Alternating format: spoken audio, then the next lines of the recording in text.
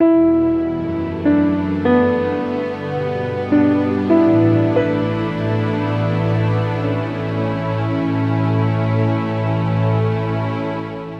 Joey, thank you for being here today. Can you tell us a little bit about where you're from, where you grew up? I am from the Richmond area. I grew up here. I was born in D.C. My family's from PG County, Maryland. And so we moved around a little bit, me and my brother. We were raised by a single mother.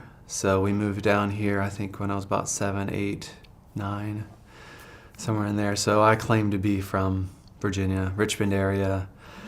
And so I kind of grew up here my whole life, went to Clover Hill, graduated, and so I'm from here.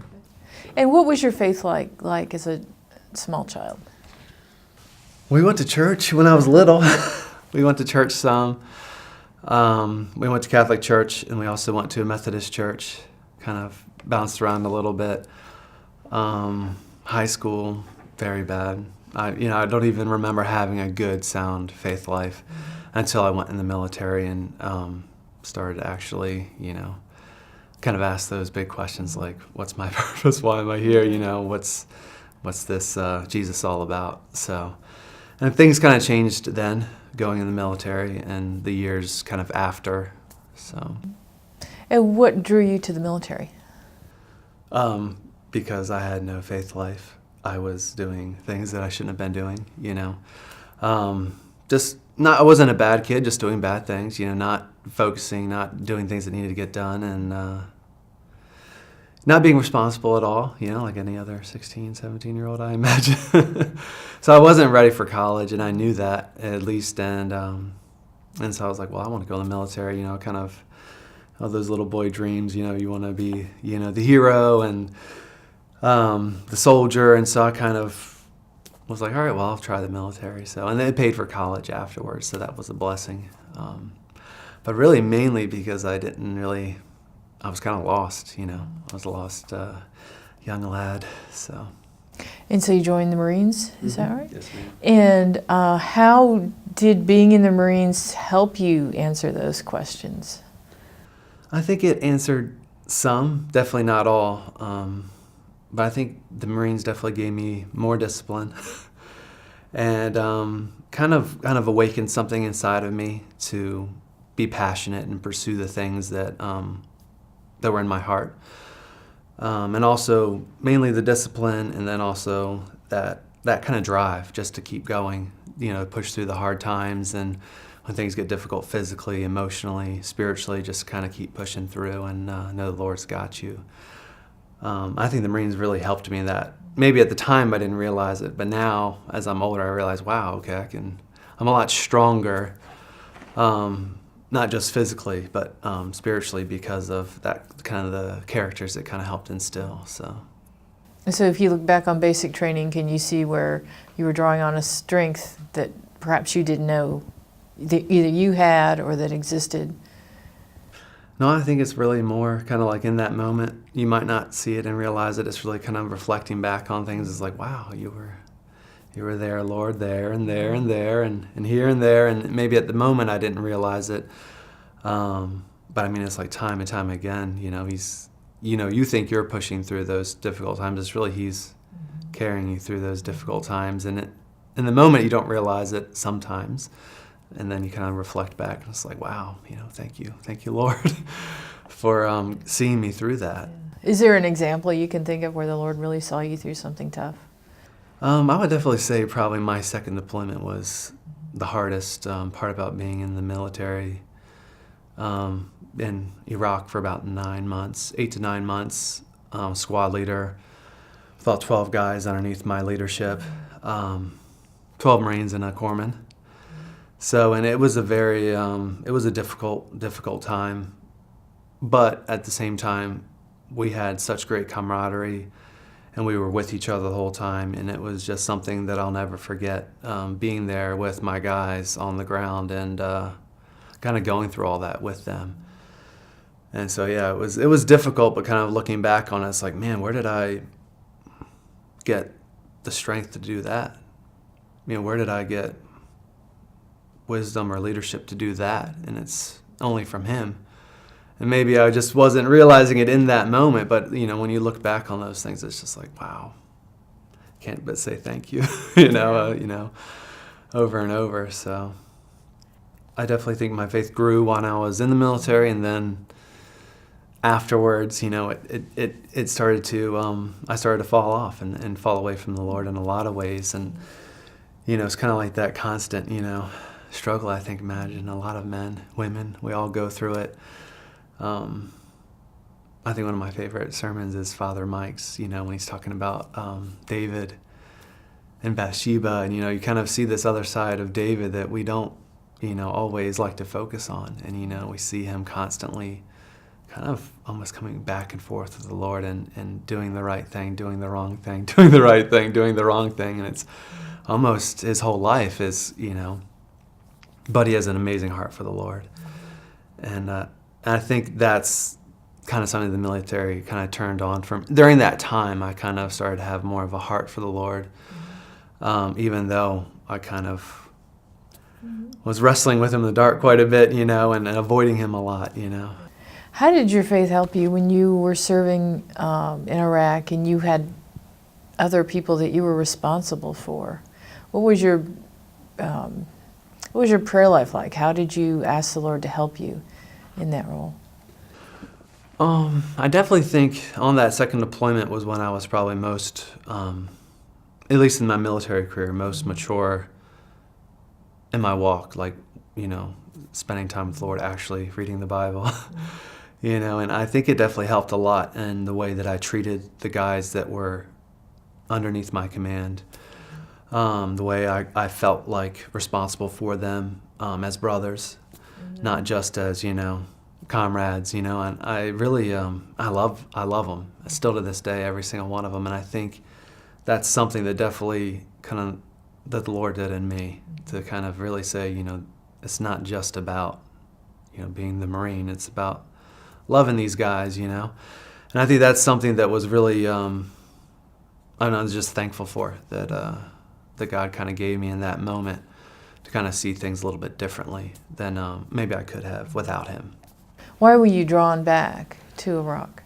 But I think knowing before I went in, I really wanted to, at that time, I was looking into some of the Christian communities and some of the minority communities that were starting to kind of put their lives back together. And I was like, well, I'd love to go help in some way. So you had taken the classes to do the paramedic and RN. Is that right? Well, I'd finished my RN. I was working as an emergency room nurse. Okay, that's what, yeah. And I was kind of doing a bridge yeah. program slowly. Okay. It took about a year to kind of fully bridge to get my paramedic certifications. I applied to go do a contract nursing position in Saudi Arabia. Okay. And so that's what I did first. And I was going to stay for a year, save money, and then go. But before I left, me and Father Mike were talking. And we were out dinner. We were having dinner, and we were breaking bread and sharing the sacrament. And we, and I told him in my heart's heart, I really wanted to be in Iraq serving people during Christmas. Wow.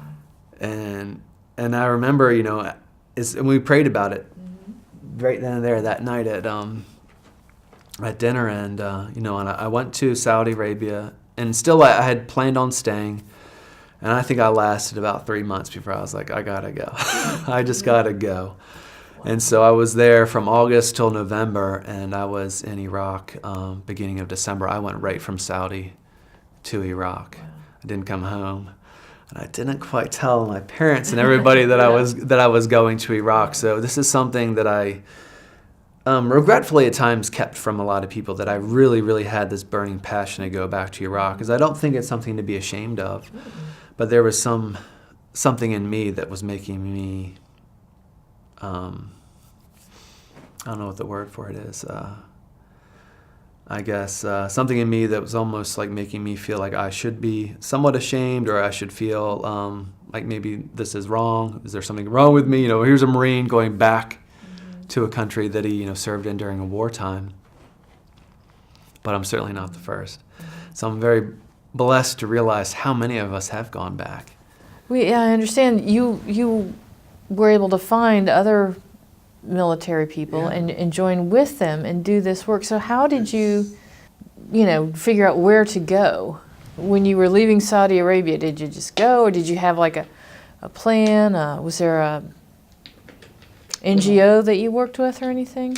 I found out that basically the only place you can get into Iraq was the northern part, which is the Kurdish regional government, the KRG, in northern Iraq. You can fly in there, and at the time they had a ton of autonomy. They had their own military force, their own security force. I think it was right around 250,000 Peshmerga. They had their own check-in security at the airport, and they give U.S. and Europeans a 30-day on-arrival visa. Okay. And this is the main area that almost all the NGOs at the time were operating out of, and it still is. I mean, I think a lot of NGOs are registering now with the Baghdad central government, but where they can go from Baghdad is still pretty limited, safety-wise. But in the northern part,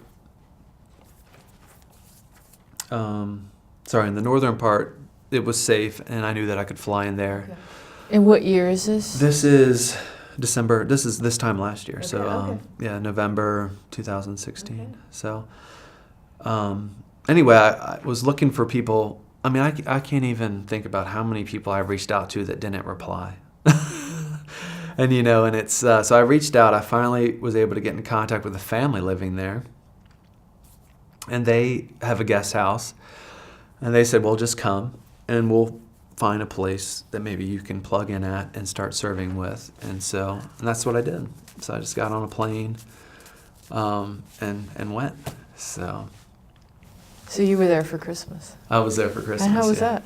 It was amazing. Yeah, it was amazing. So it was and Iraq in itself is such a rich culture. Yeah. I think when people think about the Middle East, they think it's it's this or it's that. I mean, you'll meet, people from cities that are, more urban areas that are very westernized, and you'll go out to the rural areas and you'll see the villages and the small communities, and there's Christians and there's Yazidis and there's Kurds and there's Arabs and there's Shia and there's Sunni. There's so many people mixed into this country that we don't even know about till we go, or, because you don't really hear about it. And I just think it's beautiful, and I just loved being there with all the different people, and kind of really seeing some of the struggles that they go through with each other, because it's not, it's not just one big happy family. So I really loved being there during Christmas time. But there's a lot of Christians there doing volunteer work, so it was great to spend kind of community time with them and Christmas with them. So that was a really cool experience to have Christmas there. So, but anyway, so we were focused more on humanitarian relief. So we partnered with actually Samaritan's Purse. We were able to get into some areas and access some areas that they couldn't, but we were able to take entire lorries full of water and food and blankets to the east side of Mosul, to kind of like distressed communities that were kind of trickling back in after the liberation. And then we were also able to start kind of looking at how we could support maybe some of the medical providers that were on the front line from the Iraqi Army medical team. So I started to deliver them things that they needed. Some friends of ours, another group of Christian humanitarian workers called the Free Burmese Rangers. Their main focus, they come from they have their main outreaches in Burma, and now they have a team working in Iraq. So they put me in contact with an Iraqi Army medical team that needed some help. So I started delivering supplies to them, really more what they needed for an urgent patient. So we were doing, taking them maybe trauma dressings and different things like that. And then also on a few occasions we went as a team and kind of did some distributions for people, or not necessarily distributions, but kind of receiving people right as they were coming out of the conflict area. And for those things, we were mainly just taking water and fruit. And we went downtown to this fruit bazaar, absolute madness, driving into the distribution district where all the vendors get their fruit. And we find a vendor, and we're buying this fruit. But anyway, so we take it over, and you have people, kids and women and old men, a lot of people coming out and telling us they hadn't had fresh fruit in 2 years. I mean, it was just such a blessing to be able to give people this fruit. And what was that like? It was just, it was moving. It was like, wow. I mean, who are we, that you would use us for this, Lord? I mean, it was just a blessing just to be there and to be able to walk in that work that He had prepared for us. That is the gospel. That's that's Ephesians. And it was just amazing to kind of see it, to be in it with Him on that journey, and to just kind of be living by faith, and seeing what He can really do when you're actually. And it sounds like, you said living by faith. It does sound like every day, because you had a lot of autonomy, I would think, too, as to where you would spend your energy. A ton of autonomy. It was such a blessing. Yeah, it was like, what do you want me to do today, Lord? And you would. And we would spend a lot of time praying about it. Where should we go? What should we do? And I think you spend that time in prayer, spend the time reading the Word, spend time by yourself with Him. That's one thing I probably learned the most there. This past year being over there, I've grown a ton. I mean, more than I probably have in, the past decade of life. Just spending time with Him, reading His Word, and not letting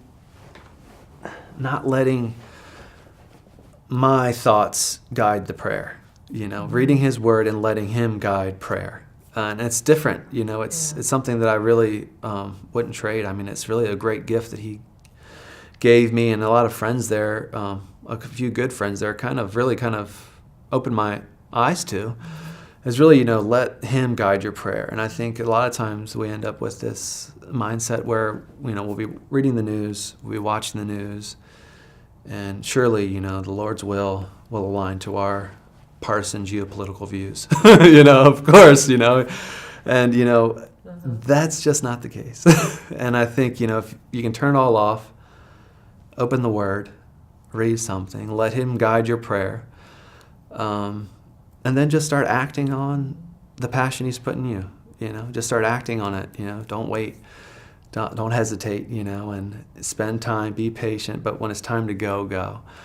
And so we were so blessed to have those moments where we were like, just kind of, and some days, just kind of bulldozing our way through. And they are a great people. They're so sweet. They're so hospitable. We were helping out a clinic that a Kurdish NGO was actually helping run, and they had Yazidi staff that worked it, and they were taking care of Yazidis on the mountain. And, they were all just, they're beautiful, they're sweet. And you'll hear people say, oh, they're devil worshippers, and they're this, and they're that. And it's like, man, all I know is that they've got great hearts. And I love loving them. I love, bringing, Christ's love to show them what our religion is about, and showing them that we love you just the way you are. Because we're all lost children until, until we realize that those arms are waiting for us, And but I think they're great. I just loved being up there with them. It was very, it's just surreal being there and helping out in the medical clinic and just taking care of people as they were coming in. Most of it wasn't serious medical stuff. Well, so many of us hear about the Middle East and go, oh, that's terrible. And that's the beginning and end of it. But you listened to what God had to say, and what you heard God saying is you need to go, and you need to go. Yeah. Help these people. What gave you the courage to respond and to say yes? I think saying yes sometimes is like the hardest thing we'll have to do when we say yes to the Lord. I think the courage finally came with spending time in prayer, but then also having a pastor like Father Mike supporting me, I think was huge. My friend Kaylee was very supportive. And then other than that, I didn't really share it with many other people. And I, in hindsight, I think it's good and it's bad, but I shared it with people that I knew that would support me in it. I don't know if that's just the right way. I think it's good to have a broader, a broader opinion about things. But I think Father Mike is going to give you an opinion, an honest assessment of it. And I think it was just spending time with him and talking with him about it, and really having a real spiritual leader say, this is okay. What is in your heart is not wrong. It's from the Lord, and as long as you stay focused on him. And I think that's kind of what gave me that final push over the hump to say, all right, Lord, I'm ready. And I think it's just that little bit of time that he gives us to grow spiritually. And sometimes it's just these little steps, and we just have to take that last little one before we're finally ready and finally say yes. And so I was just, I don't know if there was any one particular thing that gave me that courage. But I think, kind of getting over a little bit the fear of failure. Still struggling with it. I think we all do. But I struggle with it, I know. I speak for me. And kind of getting over that fear of failure and just trying to have faith, pray, and just lean into him and just say yes and just go. I don't know if it's courage or if it's just really more almost like submitting, to him and his will and to the passions he's kind of put in us to use the gifts he's given us for him and to bring him glory and to do his work, to be his hands and feet. So I think it could be anything. I mean, I'm lucky. I guess shouldn't say I'm lucky. I'm blessed that it's medical for me, but for other people, it's totally different things.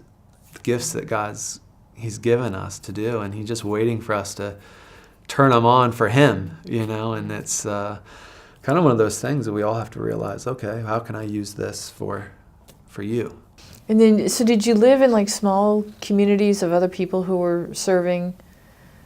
Like you were, were there other former military? Were there other people there was, with medical? Yeah. Yeah. And what was that kind of community life like? It was good. I think you have a lot of kind of, I don't know what the right word is. I've been calling it micro, ministries. Yeah. Okay. But you have these kind of small ministries, and and when they partner together or they partner with another bigger relief organization, they can end up doing really awesome things, really big things. So it's wow. And we were able to do really big things by partnering with other NGOs that maybe had access to more resources or things like that. So there's another smaller NGO that does similar work, even more frontline kind of work. And they have a ton of former military guys and women that work with them. So it was really cool. And, you have some fellowship time with them when you can. And then we have, there's just some families just living there, helping out what they can, starting their own NGO, getting things up and running, and you have time to really just spend time in fellowship with them. And it's my American dream, to have that kind of pace of life where you can just spend time with people and really just have time together. And so that was a real blessing for me to have friends there that I could really have community with. And then also here we tend to have kind of a media, it doesn't really matter which media you watch, kind of that media image of Islam. And I have a ton of Muslim friends that absolutely love me, and they respect me, they respect my religion, and they're such great friends. And to spend time with them, and I love them, and I respect them and their religion and their culture and who they are, and that kind of mutual love and respect between brothers and sisters is just something that I wish we could all experience. And I'm thankful that I have. I know it's probably one of the biggest blessings that God gave me while I was there, to have Muslim brothers that absolutely love me and share meals with me and still message me to this day and ask me how I'm doing. How are you? In broken English, how are you? Have you found a job yet? It's just, it's beautiful to see the way God works in our lives when we're actually willing just to start loving each other and forget about all the other things that we try to use to divide ourselves. So we spend a lot of time, even in fellowship, with people that aren't Christians. And it was a great time. I wouldn't trade it. So Yeah, it seems like you were all working for the same thing. yeah, exactly. Yeah, we're all working for that same goal, and that's to help the people that really need it. So And they must have been really appreciative that you left everything that you had and left your home. oh, they say it all the time. Yeah. They're like, man, you're crazy. You know, a lot of the Iraqi army doctors speak really good English, and that's kind of who we partner with because, one, they're medical, and they're doing a lot of relief care for the civilians coming out, and they speak English. So, I mean, you have really well-educated military officers that are focused on caring for their own soldiers, but also for the civilians coming out. I mean, I've seen Iraqi army doctors taking care of one civilian after another. I mean, for hours on end. Trauma patients, sick babies. I mean, you name it, they are doing it all in an amazing way. I mean, I've never been so humbled and so impressed with their heart and their response for the people.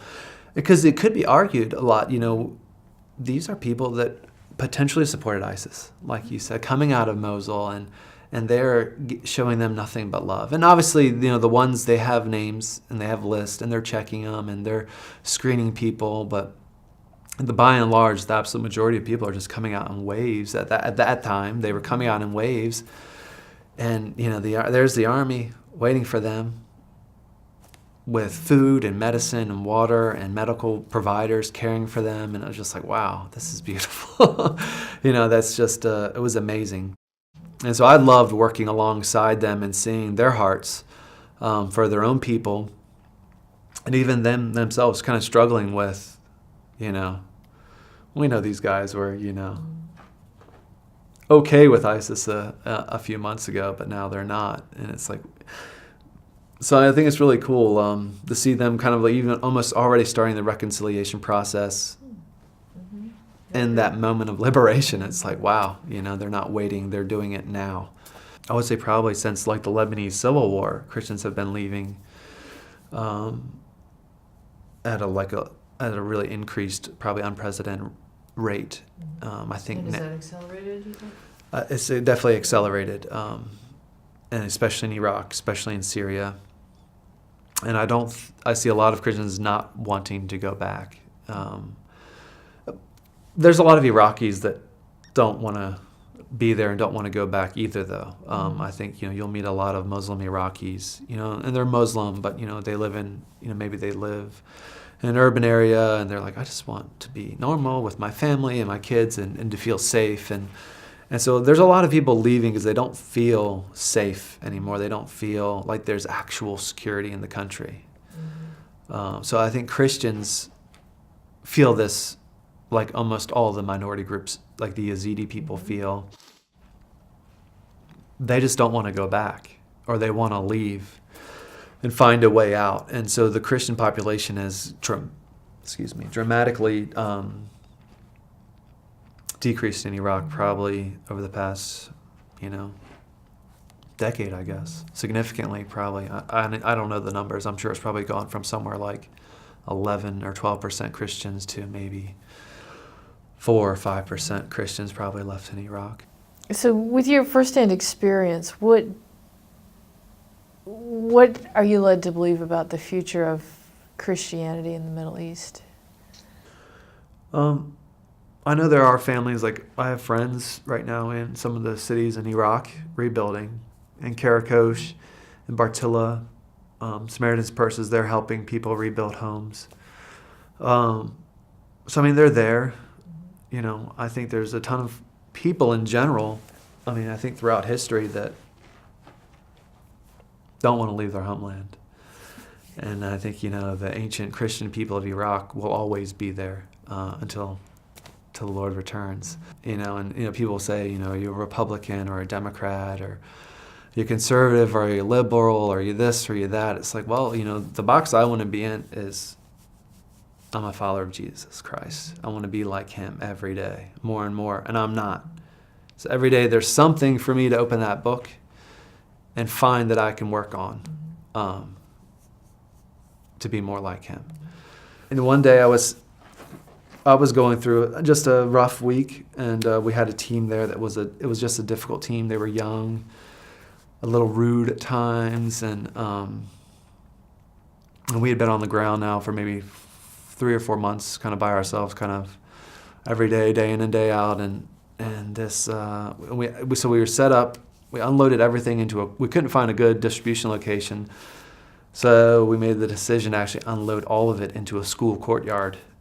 And then, so it took us a couple hours to unload it all, and then to set everything up in rows.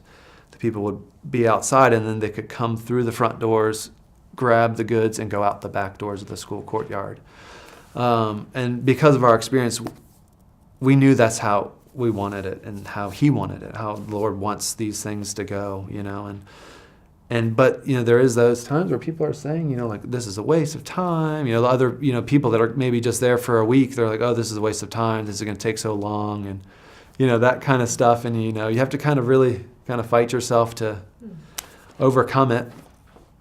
And so we're doing the distribution. We set up a medical clinic also inside a classroom. And so we're seeing patients and doing a distribution. And I look down, and there's this girl holding a rose. This little girl, and since she's such, I can still see her face, and she reminds me of my niece.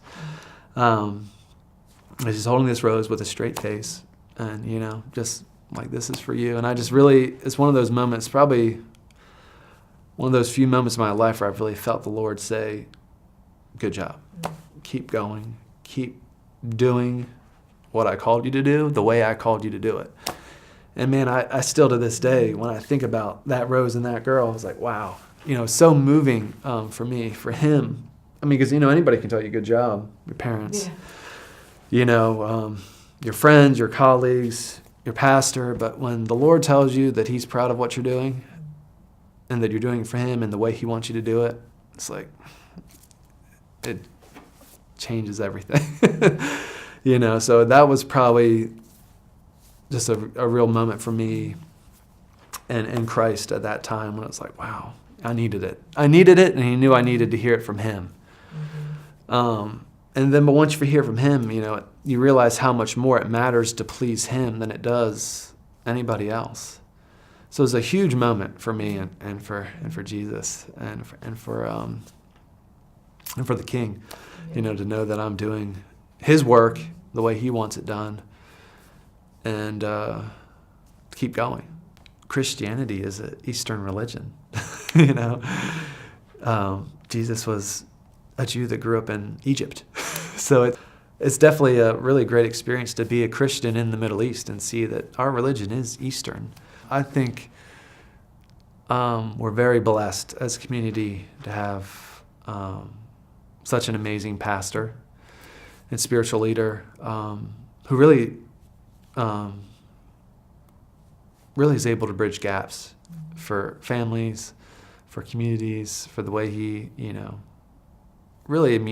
Father Mike is just so amazing in the way he, gives his sermons and talks to people and treats people.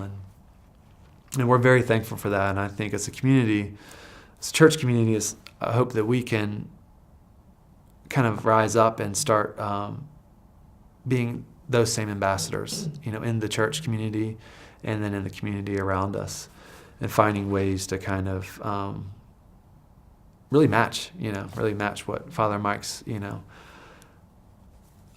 bringing as a pastor. What are we bringing as the body to match him and serving. So I hope I can find a way, to better serve in the St. Mary's community and then our community around us. Well, thank you for your service to the people in the Middle East. Thank you for your service in the Marines, and thanks for your time. Thank you. Today. All right, thank you. God bless you. You too.